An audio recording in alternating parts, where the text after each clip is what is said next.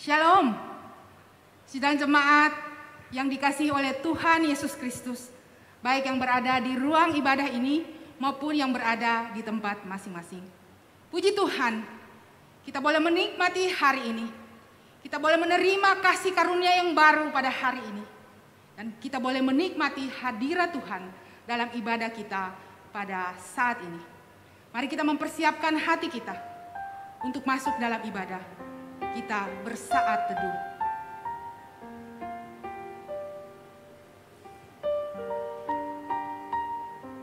Hanya dekat dengan Allah saja, kita pasti akan mengalami ketenangan di dalam hidup ini. Mari kita datang mendekat kepada-Mu. Mari kita nyatakan betapa kita merindukan kasih-Nya.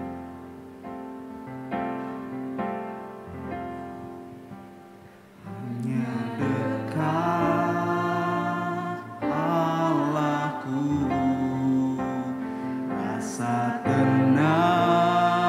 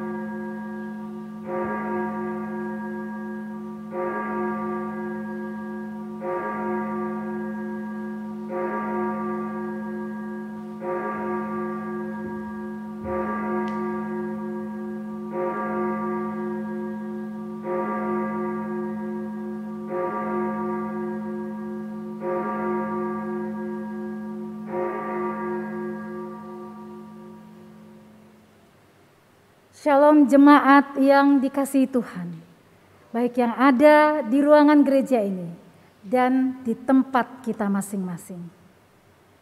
Hari ini adalah harinya Tuhan. Hari ini lebih daripada kita merindukan Tuhan. Tuhan sangat rindu berjumpa dengan kita semua saat ini. Tuhan rindu mendengar seruan doa kita. Tuhan rindu mendengar hati yang sungguh-sungguh menginginkannya. Mari kita masuk dalam ibadah kita saat ini. Dan saya mengundang semua jemaat Tuhan untuk berdiri. Tuhan memanggil kita untuk bersekutu saat ini. Dalam Mazmur 145, ayat yang pertama dan ayat yang kelima. Aku hendak mengagungkan Engkau ya Allahku, ya Rajaku. Dan aku hendak memuji namamu untuk seterusnya dan selamanya. Semarak kemuliaanmu yang agung dan perbuatan-perbuatanmu yang ajaib akan kunyanyikan.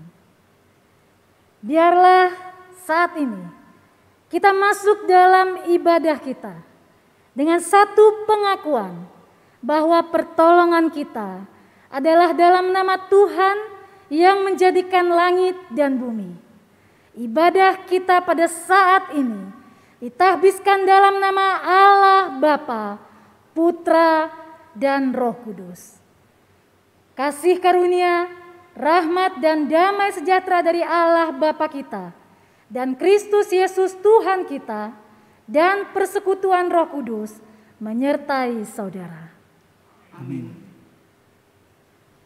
Pemazmur berkata, biarlah segala yang bernafas memuji Tuhan. Selama Tuhan masih memberikan kesempatan kepada kita untuk menikmati hidup ini. Apapun keadaannya, tetaplah memuji Tuhan. Setiap saat, setiap waktu.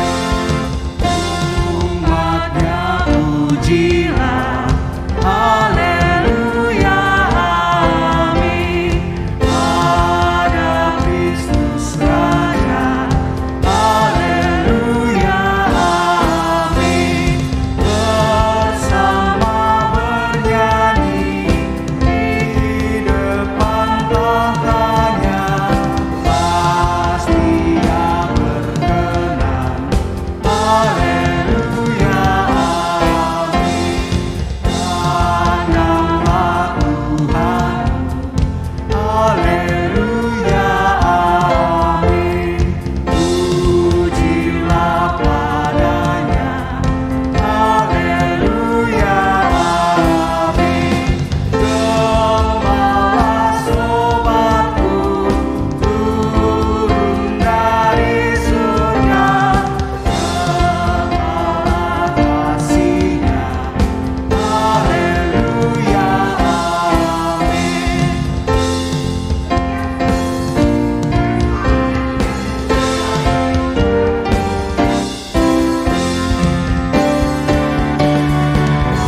Pujilah Sang Kristus, haleluya, amin.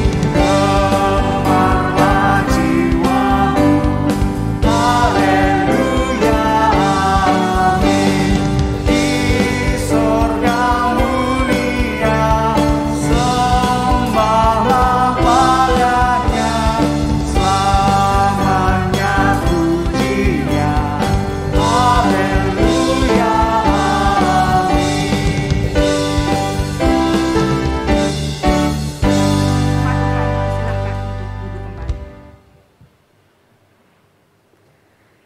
Jemaat yang dikasihi Tuhan, hari-hari kita lalui bersama Tuhan. Namun banyak juga dalam waktu-waktu yang kita lalui, kita memilih untuk berjalan pada keinginan kita sendiri. Kita tahu kelemahan kita tahu kita adalah manusia yang penuh dengan dosa. Dan kita pun tahu kepada siapa seharusnya kita berlari, memohon pengampunan dosa, dan mendapatkan kelegaan. Saat ini saya mengajak kita semua untuk masuk di dalam doa kita, memohon pengampunan dosa untuk setiap pelanggaran yang sudah kita lakukan. Kita akan membaca litani pengakuan dosa. Biarlah ketika kita menaikkan doa ini, itu sungguh-sungguh lahir dari hati yang menyesali setiap kelemahan kita.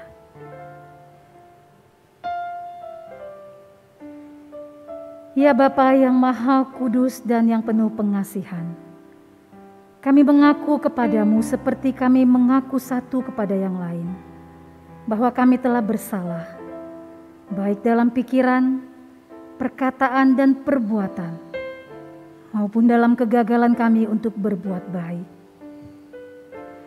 Segala kekurangan kami sebagai orang percaya, kelemahan iman dan ketidaksetiaan, pelanggaran hukum-hukum-Mu yang suci dan kelalaian, kami mengaku kepadamu.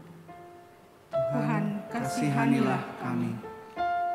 Segala kekurangan kami sebagai jemaat-Mu yang telah Engkau kuduskan di dunia ini, salah paham dan kepudaran pengharapan, pementingan diri dan perselisihan, kami mengaku kepadamu. Kristus, kasihanilah kami. Segala kekurangan kami sebagai gereja yang telah Engkau utus ke dalam dunia ini, ketidaksetiaan dan ketertutupan, ketidakjelasan dalam kesaksian kami mengaku kepadamu. Tuhan, kasihanilah kami. Bersama-sama kita katakan, berilah kami pengampunan dosa dan damai sejahtera ya Bapa. Bebaskanlah kami dari dosa-dosa dan baharuilah hidup kami dalam Yesus Kristus Juru Selamat dunia. Amin. Ketika doa ini kita naikkan dengan kesungguhan, percayalah bahwa Allah yang penuh kasih memberikan anugerahnya bagi kita semuanya. Dia mengampuni dosa kita. Dan dengarlah berita anugerah yang terambil dari Mazmur 25 ayat yang ke-8 sampai ayat yang ke-10. Tuhan itu baik dan benar, sebab itu Ia menunjukkan jalan kepada orang yang sesat. Ia membimbing orang-orang yang rendah hati menurut hukum, dan Ia mengajarkan jalannya kepada orang-orang yang rendah hati. Segala jalan Tuhan adalah kasih setia dan kebenaran bagi orang yang berpegang pada perjanjiannya dan peringatan-peringatannya. Amin. Kiranya Roh Kudus akan senantiasa menuntun kita di jalannya, karena jalannya menuju kepada kemenangan dan damai sejahtera. Meresponi berita anugerah dari Tuhan, saya mengundang sidang jemaat Tuhan untuk berdiri. Mari kembali kita memperbarui komitmen kita di hadapan Tuhan dengan membacakan bersama-sama dari 1 Tawarik 23 ayat yang ke-25. Yang berkata demikian. Bernyanyilah bagi Tuhan, hai segenap bumi. Kabarkanlah keselamatan yang daripadanya dari hari ke hari. Ceritakanlah kemuliaannya di antara bangsa-bangsa dan perbuatan-perbuatannya yang ajaib di antara segala suku bangsa. Sebab besar Tuhan dan terpuji sangat, dan lebih dahsyat Ia daripada segala Allah. Jemaat Tuhan, disilakan untuk duduk kembali.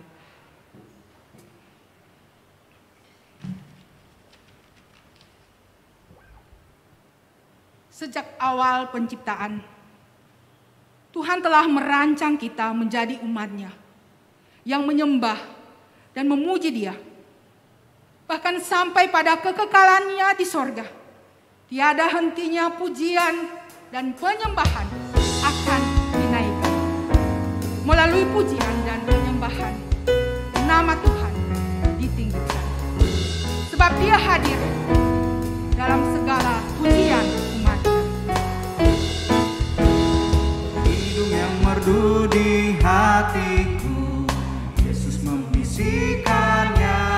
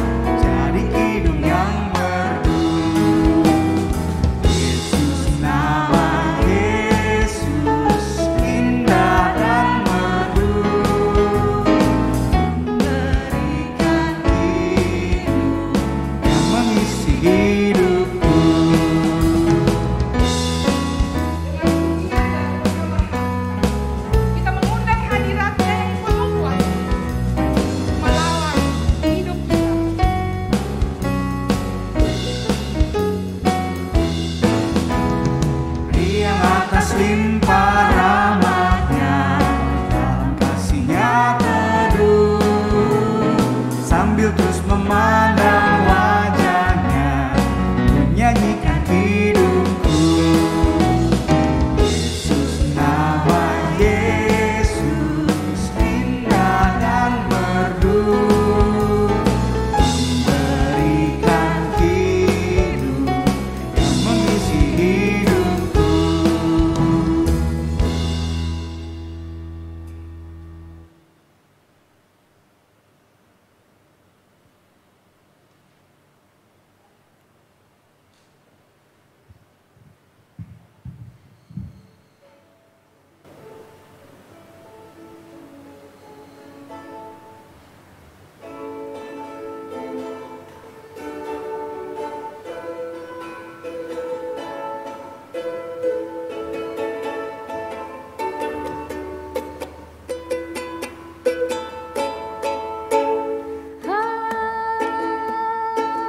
Haleluya,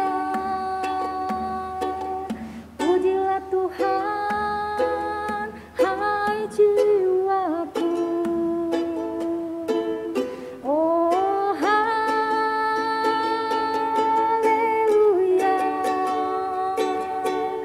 pujilah Tuhan, hai jiwaku. Aku hendak memuliakan Tuhan selama aku hidup,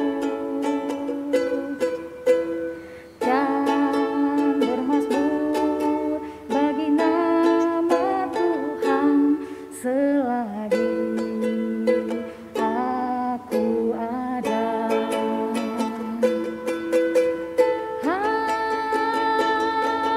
Haleluya, pujilah Tuhan, hai jiwaku. Haleluya,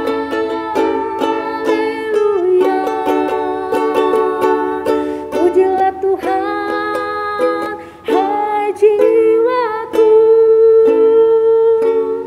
Pujilah Tuhan, hai jiwaku.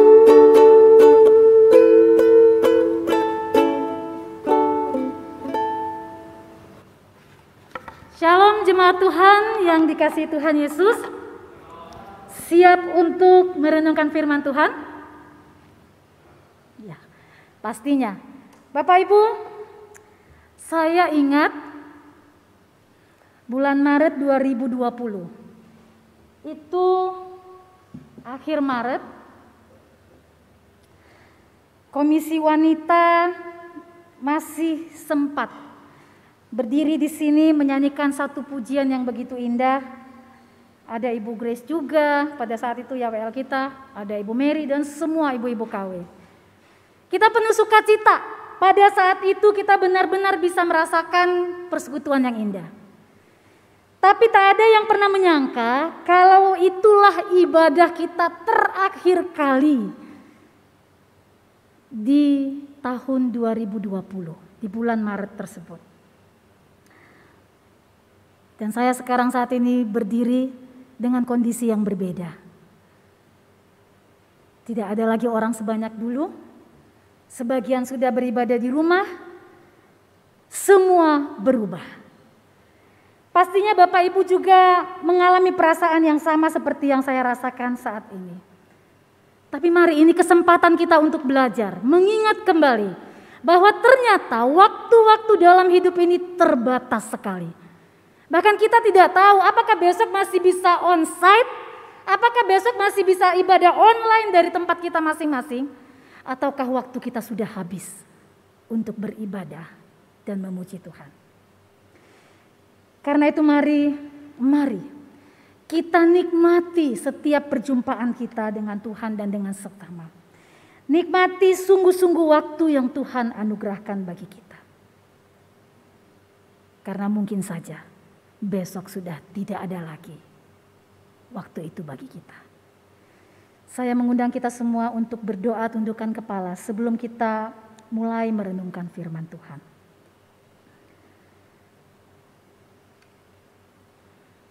Tuhan, kami bersyukur Tuhan. Ketika waktu-waktu dalam hidup ini kami yakini sebagai waktu anugerah dari Tuhan. Biarlah ini menjadi alasan bagi kami untuk terus bisa menaikkan pujian kami kepada Tuhan. Untuk terus bisa memiliki hati yang sungguh-sungguh rindu, memahami akan firman Tuhan. Jadikan ibadah kami menjadi ibadah yang berharga, menjadi waktu-waktu yang mahal bagi kami. Sehingga kami tidak bermain-main di dalam waktu-waktu ibadah kami.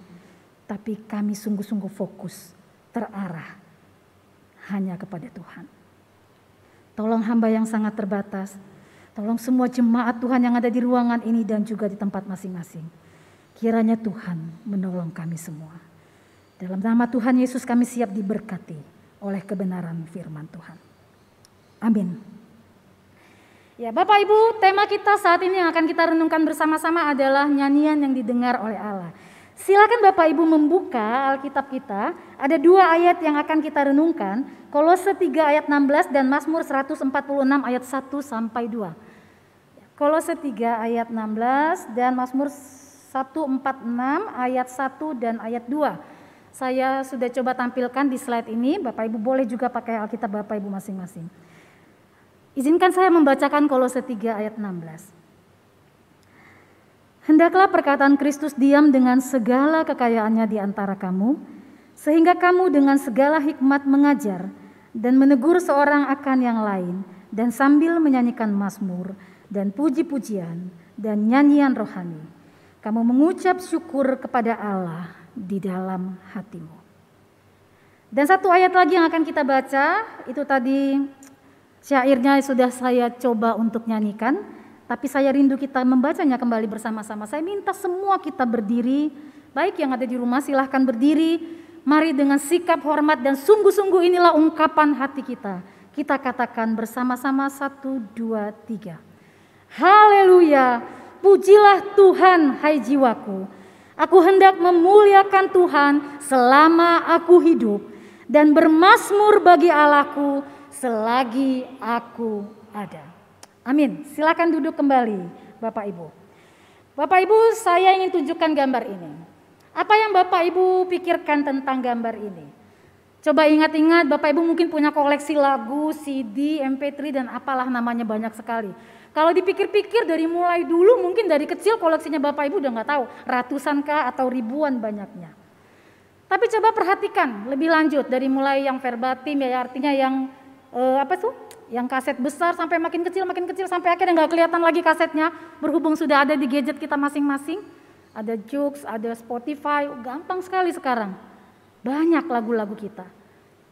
Ada berapa banyak lagu-lagu yang Bapak Ibu sukai? Ada berapa banyak koleksi Bapak Ibu? Dan apakah di antara mungkin Bapak Ibu bayangkan koleksi yang di rumah, di mobil mungkin atau di mana saja, di handphone? Apakah ada banyak lagu-lagu rohani atau lagu-lagu apa yang Bapak Ibu suka? Style musik apa yang Bapak Ibu suka? Oh, rohani, non rohani. Ya, apalah. Oh, saya suka yang dangdut, saya suka yang campur sari, saya suka keroncong, saya suka jazz.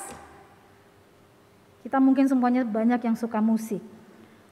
Mungkin banyak juga lagu-lagu yang punya makna tersendiri. Oh, ada sesuatu di dalam lagu itu bagi Bapak Ibu.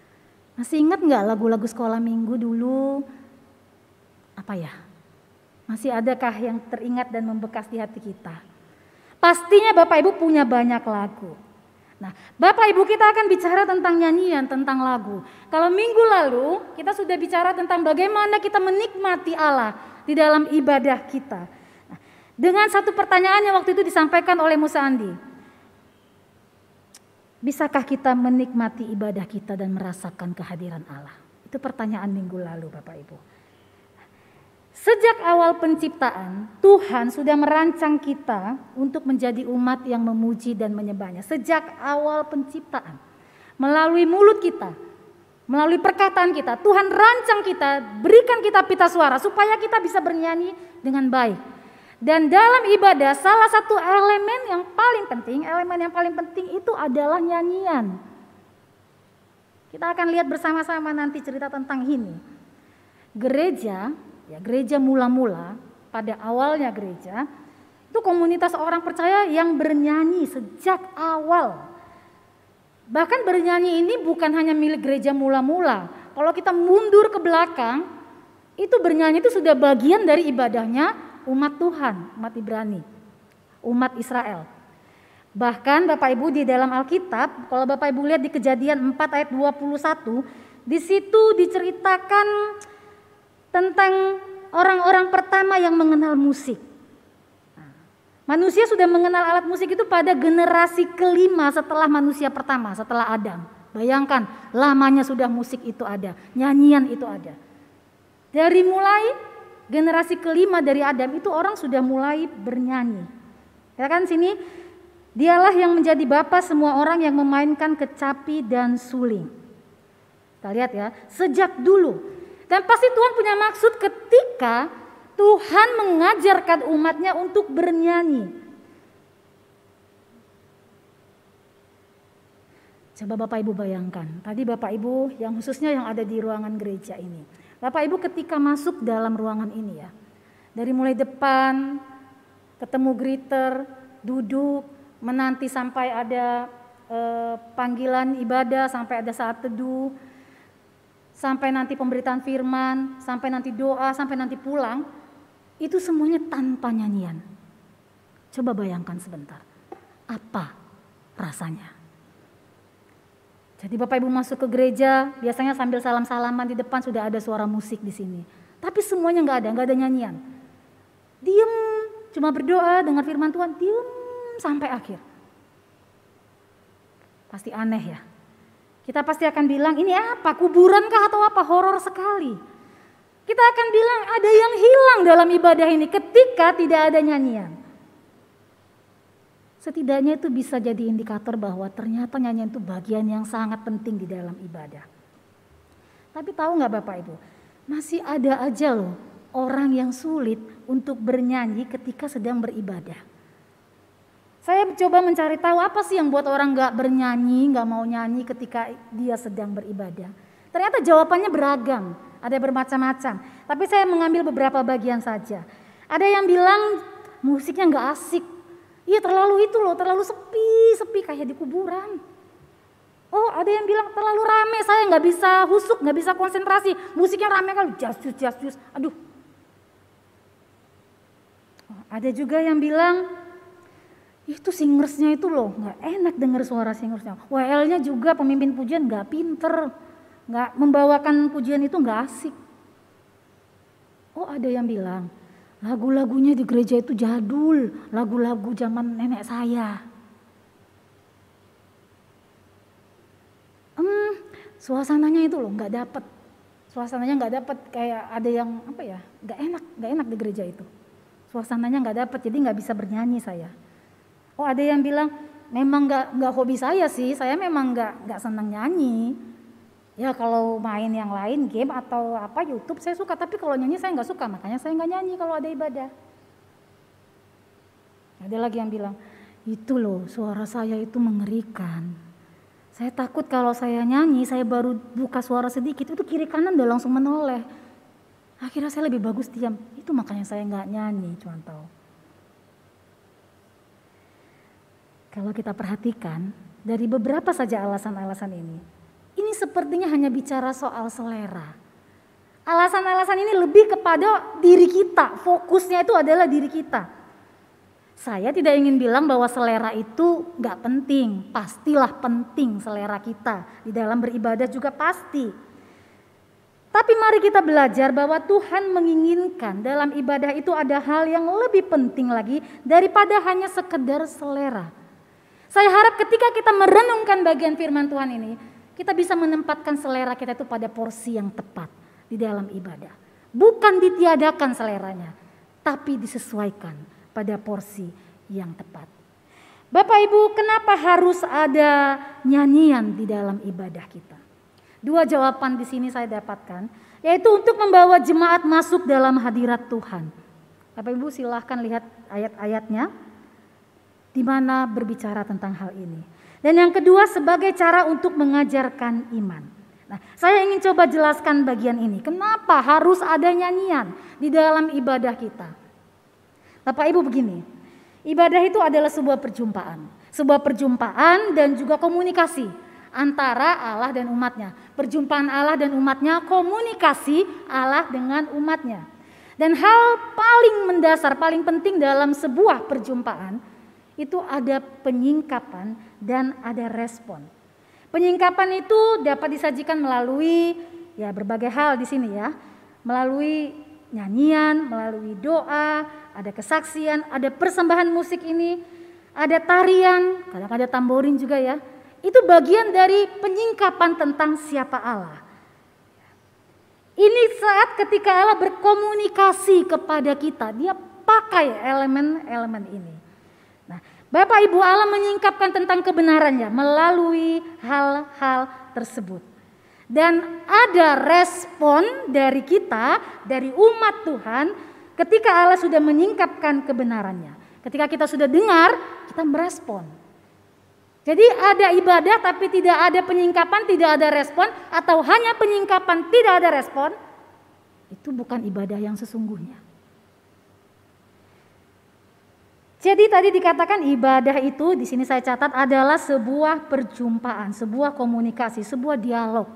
Dialog utama, dialog besar dari sebuah ibadah itu adalah ketika Tuhan berbicara, menyingkapkan kebenarannya melalui firman Tuhan. Dan sebelum kita sampai pada cerita utama, sebelum sampai pada dialog utamanya, nyanyian ini bagaikan dialog-dialog kecil. Ya anggaplah ketika kita bicara dengan seseorang, bertemu dengan seseorang, kita kan gak langsung masuk bicara langsung, wah to the point. Kita pasti akan mulai dengan apa kabar dan sebagainya. Itu simpelnya sebuah komunikasi. Dan begitu juga, nyanyian ini merupakan percakapan-percakapan kecil. Nah, jadi ibaratnya ketika nyanyian ini menjadi sebuah aliran, sebuah percakapan, yang akan mengantarkan kita di sepanjang ibadah itu dari awal sampai akhir. Dan kita akan benar-benar merasakan bertemu dengan Tuhan. Di sini saya mencoba menggambarkan kalaulah ibadah itu sebuah perjalanan. Nyanyian itu seperti mobilnya. Dia yang akan mengantarkan perjalanan itu dari awal sampai akhirnya.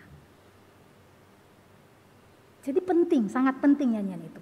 Kemudian juga selain fungsinya untuk membawa jemaat masuk dalam hadirat Tuhan, nyanyian itu juga berfungsi sebagai bagian cara untuk mengajarkan iman. Tolong perhatikan bahwa lagu-lagu sangat mempengaruhi cara berpikir kita. Karena ada repetisi, ada pengulangan. Ketika kita mendengar lagu diulang, pasti itu akan masuk, terinternalisasi ke dalam pikiran kita dan pasti akan masuk ke dalam jiwa kita. Jadi ketika kita menyanyi di sepanjang ibadah, itu juga adalah saat ketika kita diajarkan untuk mengingat kebenaran-kebenaran Tuhan. Bapak Ibu, ini ruangan gereja. Rumah Bapak Ibu saat ini adalah tempat ibadah Bapak Ibu, tapi itu juga adalah tempat kita belajar. Ada Yesus seorang guru agung yang sedang mengajarkan kita, menyingkapkan kebenarannya kepada kita. Dan melalui pujian yang adalah perkataan Kristus. Seperti yang disampaikan di Kolose 3 ayat 16 nih. Hendaklah perkataan Kristus itu terinternalisasi di dalam pikiran kita. Bayangkan ketika Bapak Ibu gak mau bernyanyi. Itu artinya Bapak Ibu memang gak niat mau sungguh-sungguh untuk mengingat apa yang Tuhan katakan.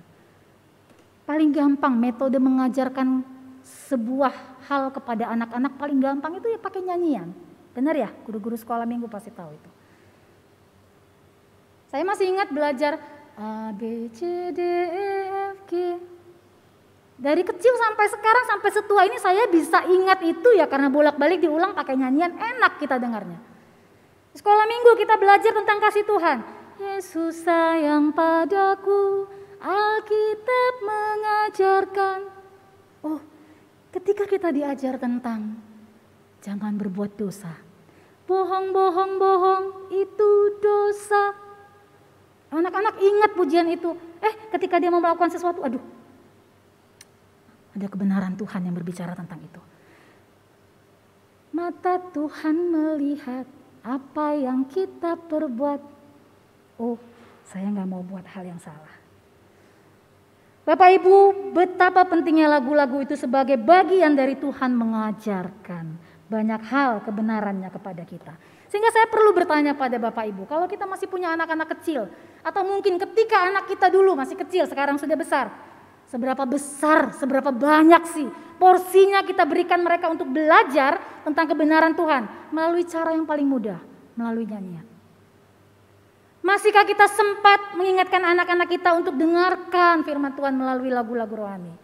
Ataukah sekarang anak kita asupannya hanya musik Korea, lagu-lagu Korea, sampai nggak tahu lagi lagu rohani yang mana? Mari kita mengingat Bapak Ibu, ini waktu kita belajar. Ketika kita bernyanyi, kita sedang mengajarkan kepada diri kita sendiri untuk mengingat perkataan Tuhan. Karena nyanyian kita adalah perkataan Kristus. Lalu apa yang kita nyanyikan? Nah Bapak Ibu, sepanjang ibadah melalui nyanyian kita akan dibawa untuk melihat satu perjalanan di sepanjang ibadah kita itu hanya satu hal sebenarnya yang sedang kita dengarkan dan kita pelajari. Yaitu tentang pribadi Allah Tritunggal dan kasih Tuhan melalui setiap perbuatannya. Saya mengutip apa yang dikatakan oleh Constant Cherry di dalam bukunya berjudul Arsitek Ibadah.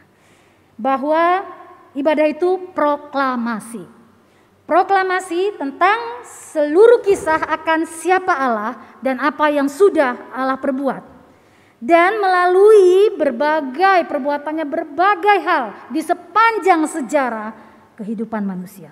Ini mencakup dari mulai penciptaan, bagaimana Tuhan bersekutu dengan manusia, termasuk juga di dalam ibadah lagu-lagu itu mengingatkan kita akan dosa kita, keterpisahan kita dengan Tuhan.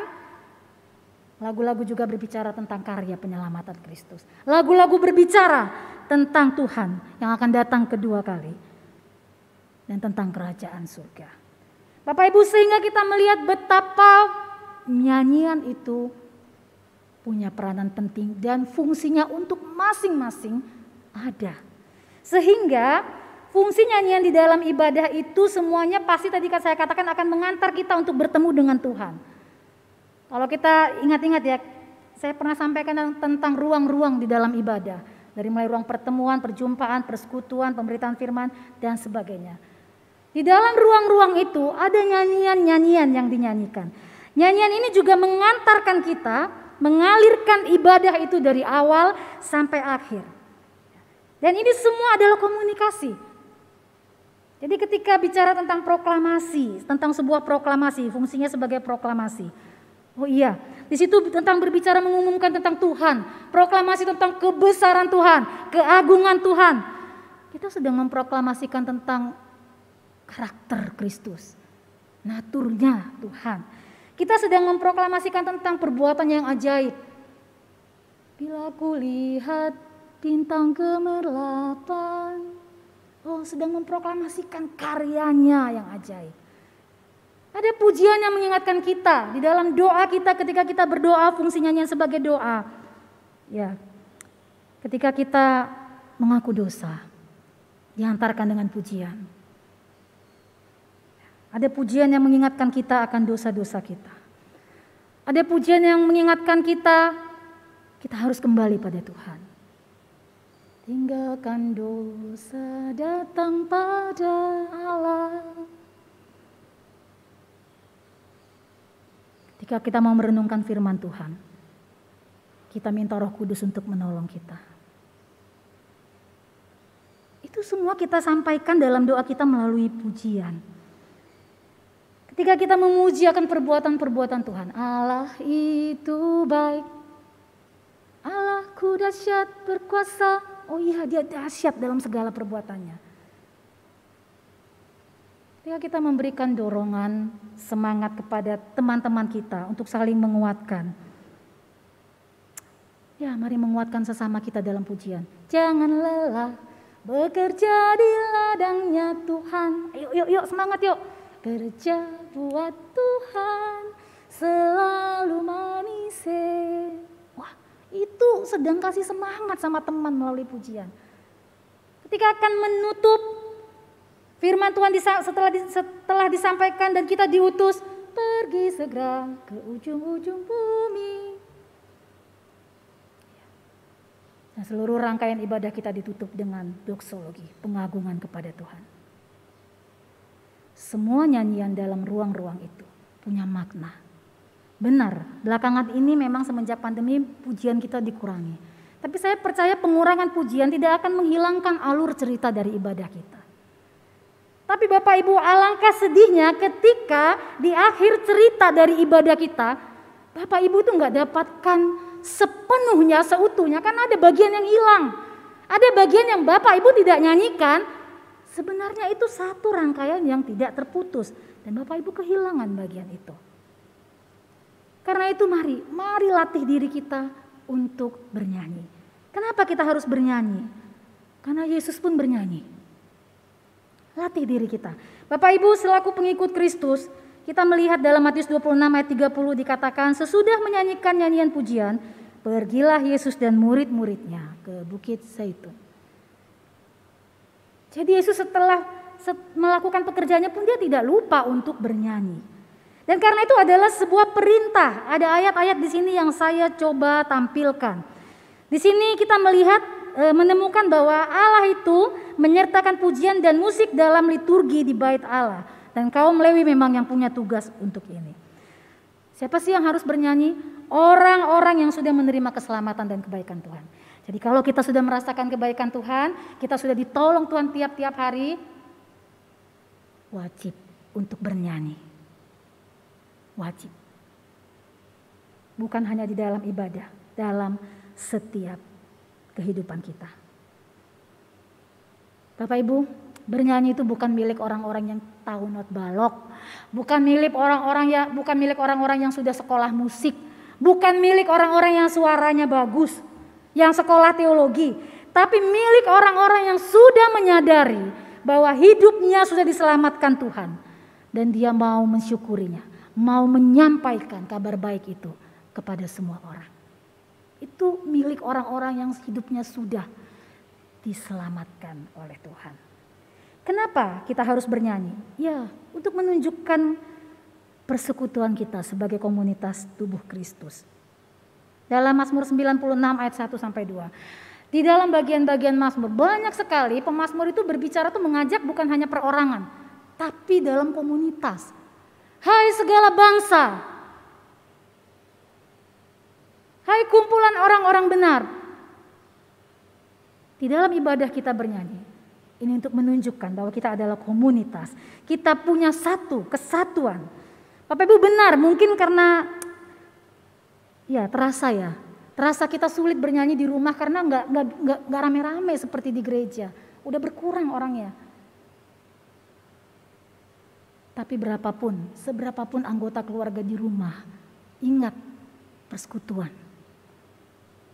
Buka suara kita bersama pasangan kita, bersama anak kita, mari kita bernyanyi. Meskipun dari tempat kita. Meskipun tidak sebanyak yang dulu lagi. Kenapa kita harus bernyanyi? Ya ini ekspresi iman. Ketika kita bernyanyi itu menyatakan iman kita. Itu mengekspresikan iman kita. Bapak Ibu mungkin ada yang ketika ibadah itu memilih, saya nggak nyanyi kuat-kuat, suaranya nggak kencang-kencang, soalnya ini loh nggak enak sama tetangga saya. Makanya saya nyanyi pelan-pelan aja. Saya ingin mengajak Bapak Ibu untuk tidak melupakan bagian ini, ekspresi iman. Bisa jadi Bapak Ibu khawatir tetangga terganggu dengan berbagai alasan ya, kondisi dan sebagainya. Ya, saya bisa pahami. Tapi jangan lupakan, ini juga cara kita untuk menunjukkan iman kita. Bisa saja kan ketika tetangga kita dengar kita sedang bernyanyi, mereka pun bisa menikmati kata-kata. Bisa saja. Saya juga nggak bilang, Bapak Ibu ayo hantam promo saja nyanyi sekencang-kencangnya. Enggak. Tetap butuh hikmat Tuhan. Yang ingin saya katakan, tetaplah bernyanyi.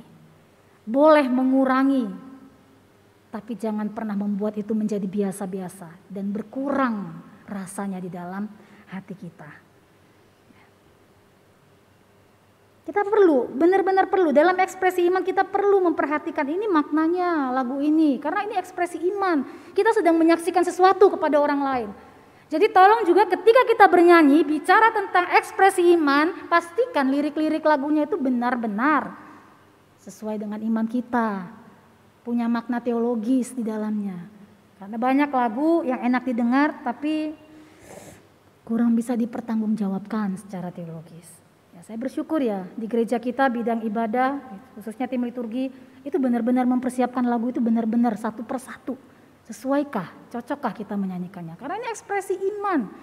Jangan sampai kita nyanyikan lagu, kita pikir itu lagu yang enak, rupanya sedang menghujat Tuhan. Saya pernah bilang dengar musiknya kayak musik gereja, ternyata sedang menghujat Tuhan. Gregorian yang ternyata sebenarnya kata-katanya kalau dicermati berbahaya sekali. Dan biarlah kita bernyanyi, karena ini memang ucapan syukur kita kepada Tuhan. Ketika kita mengingat kebaikan Tuhan dan segala pengorbanannya di kayu salib, pasti ucapan syukur itu akan mengalir terus dari hati kita. Pasti Bapak Ibu.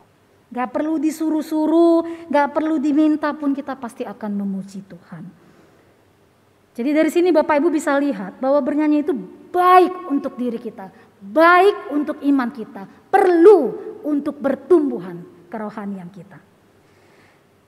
Dari sekian banyak surat yang ditulis Paulus kepada jemaat di gereja mula-mula, ada 2 surat Bapak Ibu kepada jemaat yang memberikan instruksi yang sama mengenai nyanyian jemaat dalam ibadah. Yaitu saya coba tampilkan sebentar ya. Surat kepada jemaat di Efesus dan Kolose. Kalau Bapak Ibu perhatikan kata-katanya ini memang mirip. Nah, kenapa ya surat ini sama, mirip? Ya karena pada saat itu latar belakang surat ini, komunitas Kristen di kota Efesus dan kota Kolose itu sangat pluralistik, rame, beragam. Dan mereka itu orang-orang Kristen pada abad-abad pertama itu hidup dalam keragaman. Jadi gak homogen gitu ya. Sehingga kenapa ada dikatakan mazmur, kenapa ada dikatakan him, kenapa ada dikatakan nyanyian rohani. Itu sebenarnya ingin menunjukkan kamu pakai caramu silahkan. Kalau gereja mula-mula pasti dia menggunakan mazmur. Orang-orang Yahudi dia pasti masih akan berakar ya pada tradisi mereka. Dia pasti akan nyanyikan mazmur dalam ibadahnya. Nah di situ juga bukan hanya orang Yahudi. Ada orang-orang Yunani dan orang-orang lain juga yang bersama-sama di Kolose dan juga di Efesus. Nah disampaikan kepada mereka, kamu bisa nyanyi pakai him. Karena kalau mazmur itu tidak secara eksplisit menyatakan tentang Yesus. Sementara orang-orang yang bukan Yahudi mereka kan fokus pada cerita Yesus, kebangkitan Yesus, pribadi Yesus. Jadi mereka butuh dengar lagu-lagu yang tentang Yesus. Jadi kalau him itu, lagu himna itu lebih banyak berbicara tentang pribadi Kristus ya, sebagai Allah dan karya-karyanya. Kalau nyanyian rohani itu adalah lagu-lagu yang ya dikatakan lagu-lagu yang nyanyian spontan. Ya mungkin saya kalau menyamakannya dengan saat ini mungkin kayak lagu-lagu kontemporer. Jadi lagu-lagu yang muncul, yang lahir pada saat itu karena kita mengingat sesuatu dan lebih banyak melibatkan emosi. Jadi Paulus mengatakan bernyanyilah kamu dalam ibadah. Kamu mau pakai mazmur, hai orang Yahudi, kamu mau pakai him, orang-orang yang bukan Yahudi, kamu mau pakai nyanyian spontan, silahkan. Tapi bernyanyilah kamu untuk Tuhan. Nyanyian spontan lahir ketika kita mengingat kebaikan Tuhan, kita bisa bersenandung. Ketika saya, ya teman-teman kemarin bilang, ayo coba dong kita ayat yang dibaca tadi coba dinyanyikan. Waduh, tapi ketika saya mencoba mengingat kebaikan Tuhan, bisa lahir pujian. Walaupun tadi sederhana sekali, tadi saya pikir Tuhan mengerti bahwa hati saya ingin bilang, pujilah Tuhan hai jiwaku. Nyanyian spontan. Bapak Ibu, nyanyian spontan itu memang lebih banyak melibatkan emosi. Tapi di sini saya ingin garis bawahi. Terkait tentang emosi, terkadang memang ya kita bernyanyi itu butuh kok emosi kita itu disentuh. Tapi di dalam mazmur yang tadi saya nyanyikan, Mazmur 146 ayat 1 sampai 2, di sini tegaskan bahwa bukan hanya emosi yang perlu disentuh, tapi juga jiwa. Makanya pemazmur katakan, pujilah Tuhan hai jiwaku. Kalau emosi bisa aja Bapak Ibu tersentuh sesaat dengar lagu kita menangis. Oh ketika dengar lagu sukacita kita tertawa. Emosi, boleh. Tapi jangan berhenti hanya sebatas emosi kita. tapi sampai ke dalam, sampai ke jiwa kita. Makanya Paulus katakan, pujilah Tuhan hai jiwaku, sampai masuk ke dalam diri kita dan kita bisa benar-benar menikmatinya. Jangan berhenti hanya di emosi. Karena itu ketika kita bernyanyi, bernyanyilah sungguh-sungguh. Dengan penuh ucapan syukur, fokuslah pada Tuhan dan segala perbuatannya. Ingatlah selalu tentang persekutuan, fokus pada persekutuan. Seperti jemaat di Kolose dan Efesus, kita pun di sini beragam. Ya. Mari kita fokus pada persekutuannya kita, memperkaya kita. Nggak boleh, saya pokoknya maunya ini, kalau nggak ini saya nggak mau nyanyi, saya nggak mau ke gereja.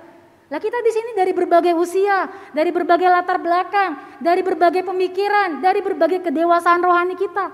Ya makanya kalau lagunya bermacam-macam, mari sama-sama belajar. Ingat makna persekutuannya. Jangan langsung anti, nggak mau nyanyi karena merasa itu bukan lagu saya. Tuhan mengajarkan untuk kita berekspresi seperti yang dikatakan dalam Kolose 3 ayat 16 tadi. Intinya adalah bertemu dengan Tuhan melalui setiap hal yang kita lakukan. Dan fokuslah pada esensi. Fokuslah pada hal yang memang bukan soal style tapi soal fungsinya. Bukan soal gaya-gayaannya, lagunya itu mesti yang stylenya jazz. Oh enggak, saya mesti yang rock. Enggak. Fungsinya apa? Ketika kamu menyanyikan lagu ini di ruang ini untuk bagian ini, fungsinya apa? Kan untuk mengingatkan jemaat akan dosa. Berarti lagunya itu memang harusnya yang begini. Saya pikir kaya sekali ya. Tuhan itu luar biasa. Bapak Ibu, mari kita mengingat. Nyanyian dalam ibadah kita semuanya punya makna. Karena itu saya bisa bayangkan kalau kita bernyanyi asal-asalan atau hanya memilih lagu yang kita suka, kita akan kehilangan makna dari pertemuan kita dengan Tuhan. Kita akan kehilangan waktu-waktu yang berharga. Perjumpaan kita bukanlah perjumpaan yang indah ketika Tuhan tidak diberi kesempatan untuk berbicara banyak kepada kita. Tuhan menciptakan kita sempurna dan dengan tujuan yang jelas supaya kita jadi umatnya yang memuliakan Tuhan. Termasuk di dalamnya ketika Tuhan memberikan kita suara, pita suara bagi kita. Tuhan ingin kita bernyanyi. Karena itu Bapak Ibu, pertanyaannya bukanlah apakah kita memiliki suara yang bagus. Tapi apakah saat ini kita memiliki kerinduan untuk bernyanyi bagi Tuhan. Sudahkah cara kita bernyanyi, kerinduan kita untuk bernyanyi itu benar-benar murni. Karena kita ingin berkomunikasi dengan Tuhan. Bagi Bapak Ibu Saudara, teman-teman, anak-anak yang enggan bernyanyi karena merasa suaranya gak bagus. Tolong dengarkan saya. Bapak Ibu gak sendirian. Saudara-saudara tidak sendirian. Saya ada di kelompok Bapak Ibu. Saya pun gak bisa nyanyi. Suara saya tidak merdu. Tapi lebih daripada itu, kalaupun saya mau bernyanyi, karena saya tahu suara saya itu indah bagi Tuhan. Bagi manusia mungkin tidak. Tapi kan yang kasih saya suara Tuhan. Artinya dia punya maksud ketika harus kasih suara seperti ini.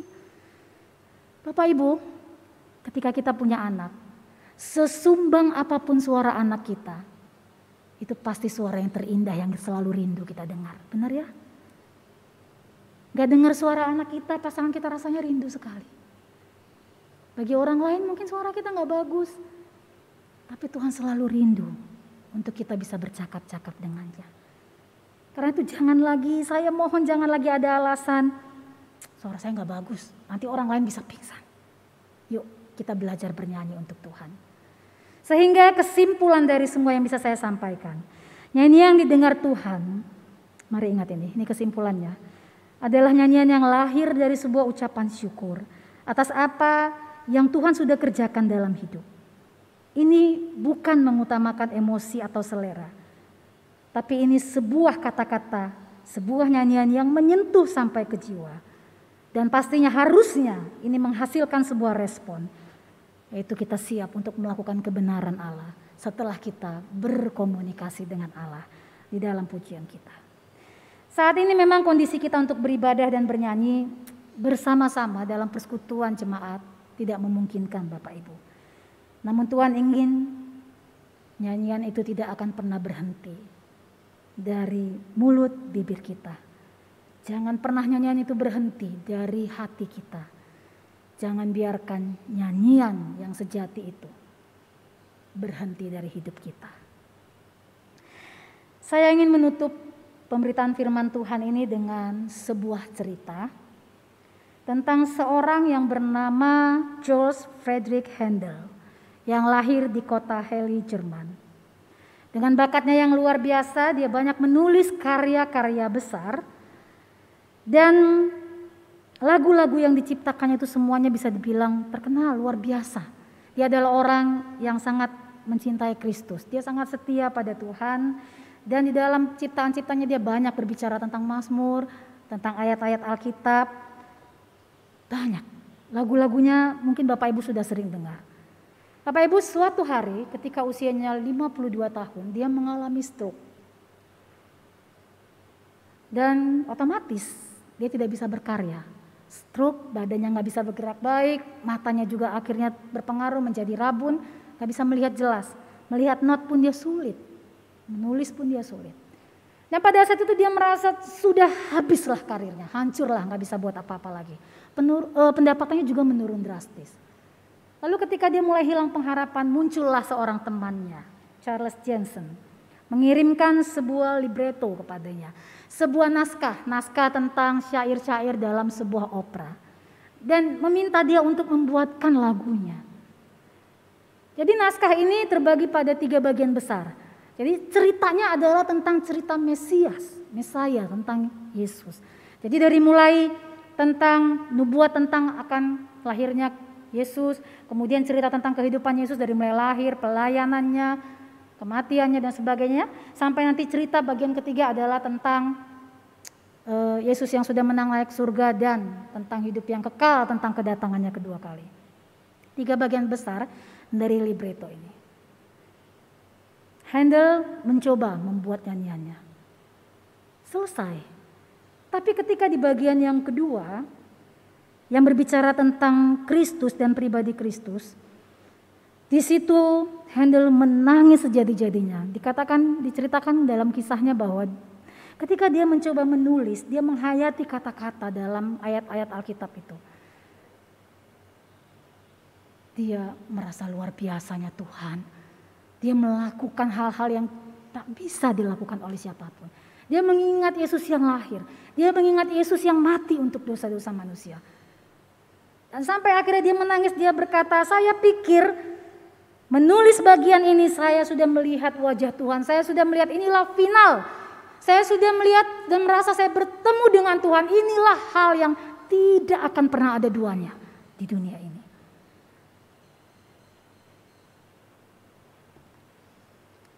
Lagu ini sampai sekarang menjadi lagu yang begitu luar biasa.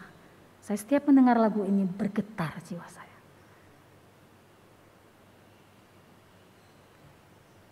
Di atas makamnya di Westminster Abbey, Handel menuliskan kesimpulan dari perjalanan hidupnya. Dia mengatakan di atas makamnya tertulis, aku tahu penebusku hidup. Karyanya sampai sekarang sudah memberkati begitu banyak orang. Membuktikan bahwa Tuhan ada di sekitar kita. Bapak Ibu, sebelum kita berdoa, saya ingin mengajak kita mendengarkan lagu Handel tersebut. Dan biarlah kita melihat keagungan Tuhan, merasakan seperti yang dirasakan Handel. Terlalu besar Tuhan dan luar biasa dalam hidupku. Mari kita nikmati pujian ini sebelum kita berdoa.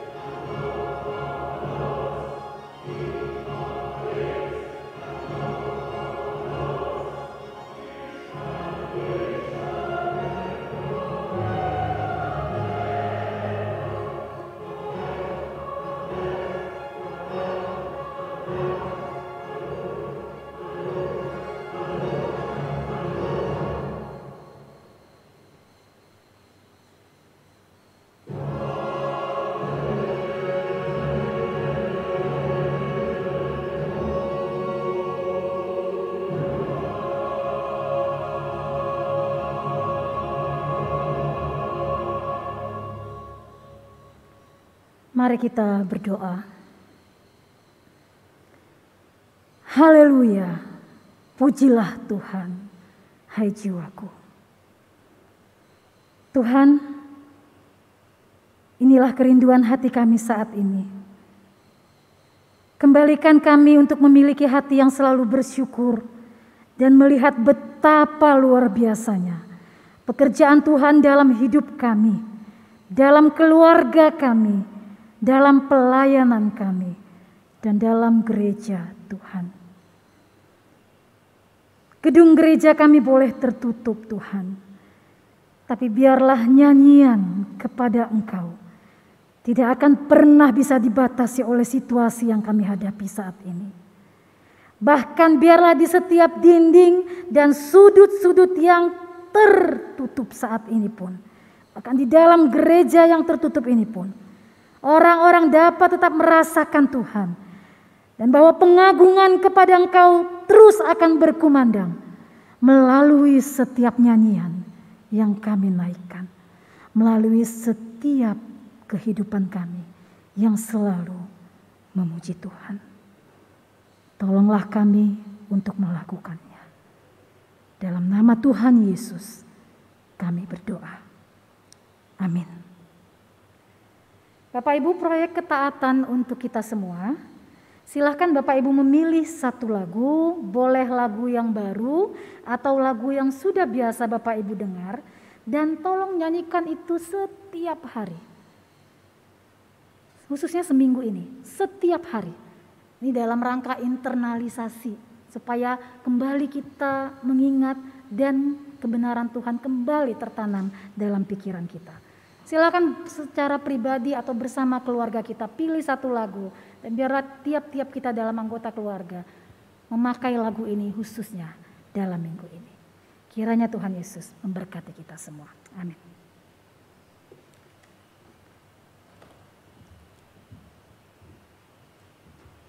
Saya mengundang sidang jemaat Tuhan untuk berdiri bersama dengan umat kudus Allah di segala tempat dan sepanjang zaman. Mari kita mengikrarkan pengakuan iman rasuli demikian.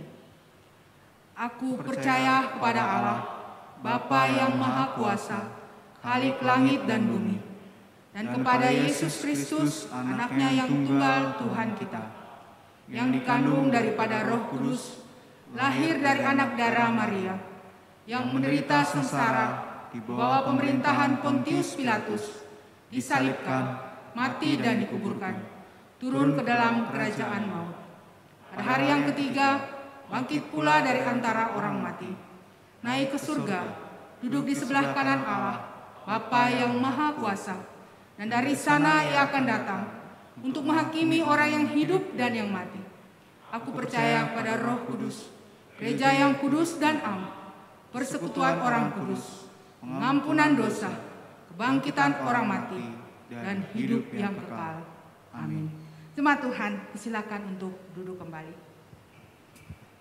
Kini tiba saatnya kita akan memberikan persembahan kita kepada Tuhan. Dan dalam minggu ini ada dua persembahan yang akan kita berikan. Yang pertama untuk kas gereja dan yang kedua untuk kas bidang diakonia. Tapi sebelum kita membawa persembahan kita di hadapan Tuhan, mari kita mendengarkan satu nats firman Tuhan yang terdapat dalam Mazmur 54 ayat 8 yang berkata demikian. Dengan rela hati aku akan mempersembahkan korban kepadamu, bersyukur sebab namamu baik ya Tuhan. Persembahan dapat kita transfer melalui rekening BCA ataupun Danamon, atau dengan memindai kode QR dengan aplikasi online. Dan untuk persembahan diakonia dapat ditransfer ke rekening BCA atau memindai kode QR GKAKA di bidang diakonia. Mari kita membawa persembahan kita kepada Tuhan.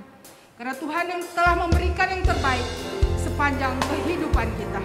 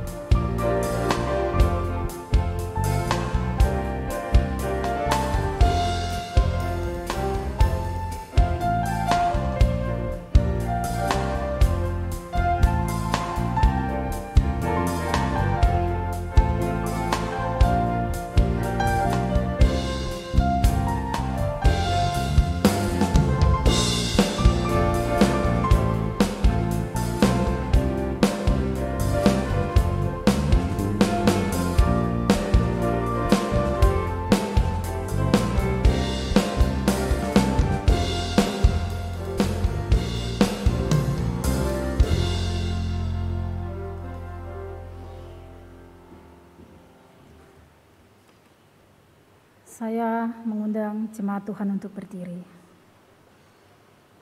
Kita akan menaikkan doa kita untuk persembahan yang sudah kita kumpulkan dan akan dilanjutkan dengan doa syafaat. Kepada Gembala yang baik, yang sudah memberikan kami makanan, rumput yang hijau bagi gembala-gembala yang dikasihinya. Artinya juga berkat-berkat yang luar biasa, yang sudah memberikan kami kesehatan, yang sudah memberikan kami kecukupan tiap-tiap waktu. Kami bersyukur untuk itu. Dan kami juga mengucap syukur melalui setiap rupiah yang sudah kami kumpulkan. Tuhan, berkatilah tangan-tangan yang sudah memberi, hati yang selalu rindu untuk memberikan yang terbaik bagi Tuhan. Kiranya Tuhan memberkati semua jemaat Tuhan. Dan kami berdoa, biarlah rupiah-rupiah ini sungguh-sungguh bisa dikelola dengan baik untuk pelayanan, untuk kemuliaan nama Tuhan. Terima kasih Tuhan Yesus. Saat ini kami juga mau berdoa Tuhan, untuk firman Tuhan yang telah kami dengarkan. Kami rindu kami bisa menikmati waktu berjumpa dengan Tuhan. Kami rindu kami bisa memuji Tuhan dengan sepenuh hati. Dalam berbagai kondisi beribadah yang mungkin saat ini benar-benar tidak ideal. Tapi biarlah itu menjadi ideal ketika kami melihat Tuhan dan tidak terfokus pada kondisi kami. Tolong kami untuk melakukannya Tuhan. Kami mengingat kebaikan Tuhan. Kami mengingat bahwa Tuhan adalah Allah yang memelihara dan menghibur. Saat ini kami sungguh-sungguh mendukung di dalam doa untuk keluarga yang baru mengalami kedukaan atas kehilangan anggota keluarga mereka. Kami berdoa untuk keluarga Ibu Lince, keluarga Bapak Suhendri, keluarga Bapak Budianto Kwan. Tuhan kiranya terus menghiburkan keluarga besar. Tuhan berikan kekuatan untuk bisa tetap percaya bahwa rencana Tuhan indah untuk keluarga mereka. Bahwa ketika Tuhan memanggil orang-orang yang mereka kasihi, Tuhan punya maksud baik untuk hal itu. Termasuk Tuhan juga punya rencana yang baik ketika Tuhan mengizinkan beberapa dari saudara kami boleh mengalami kelemahan tubuh. Biarlah Ibu Velen, Ibu Ginawati, Saudara Aldo, Bapak Andreas Santoso, Pendeta Emeritus Paulina Lo, Bapak Fu Hian Fui, Bapak Punlung, Ibu Swan Kim, Ibu Menawati, Bapak Andi Cahyono, Bapak Budi Hartono, dan jemaat-jemaat Tuhan yang lain yang juga mengalami kelemahan tubuh saat ini. Izinkan mereka melihat dan berkata, Tuhan Yesus baik. Di tengah kelemahan tubuh yang mereka alami, kekuatan Tuhan nyata untuk mereka. Sehingga mereka bisa memiliki pengharapan untuk sembuh, bisa memiliki pengharapan untuk menjadi lebih baik lagi.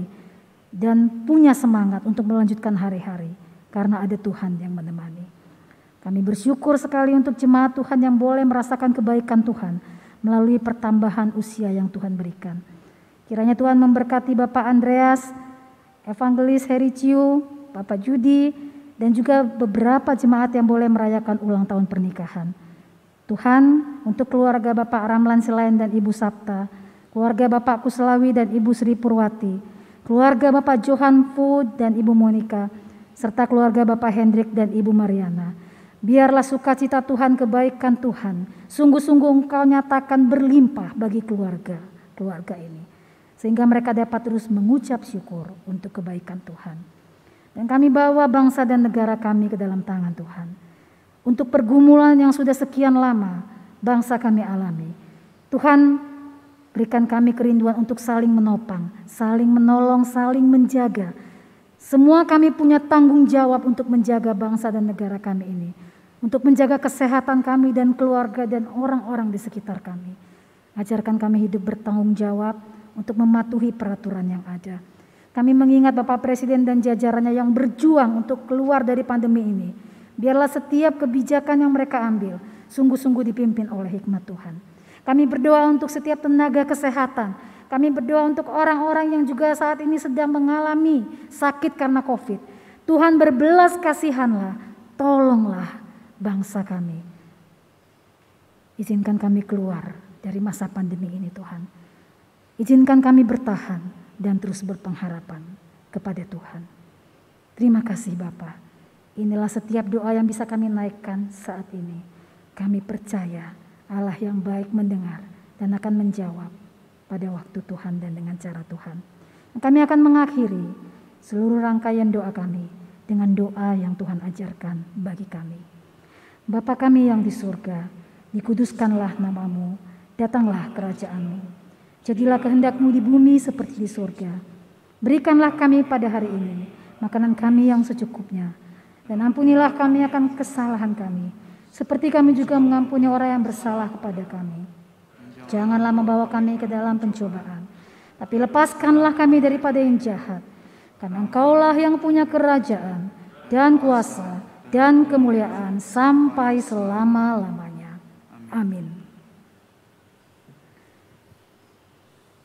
Bapak Ibu, jemaat yang Tuhan kasihi, arahkanlah hatimu kepada Tuhan, pergilah ke dalam dunia dengan damai. Milikilah keberanian, pertahankanlah apa yang baik, jangan lakukan yang jahat. Hiburlah mereka yang tawar hati, kuatkanlah yang lemah, bantulah yang menderita. Hormati semua orang, kasihi dan layanilah Tuhan. Bersukacitalah dalam kuasa Roh Kudus. Amin.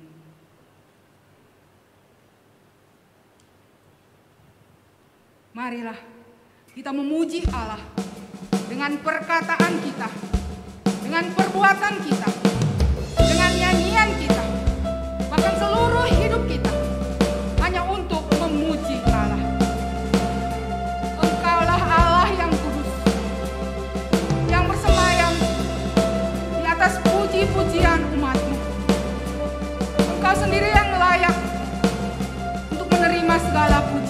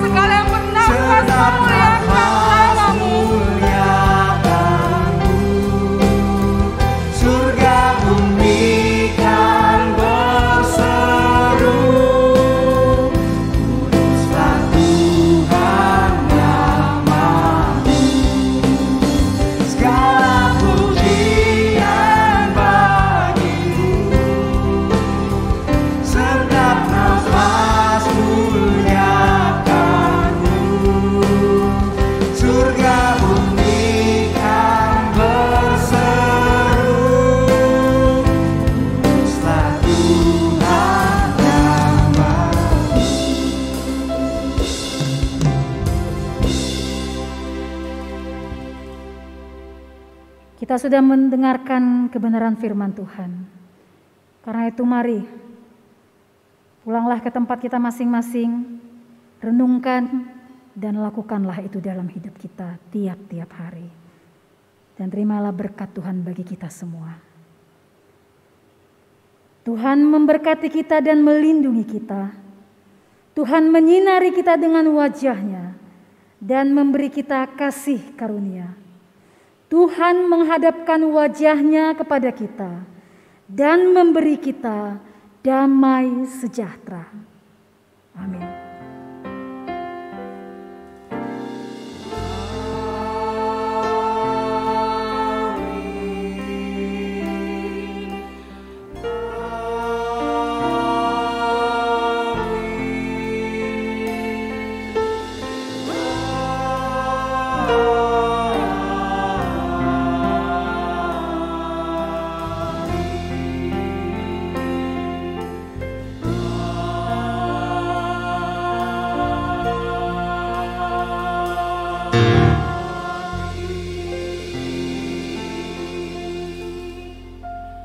Jemaat Tuhan, disilakan untuk duduk kembali. Mari kita mengambil saat teduh.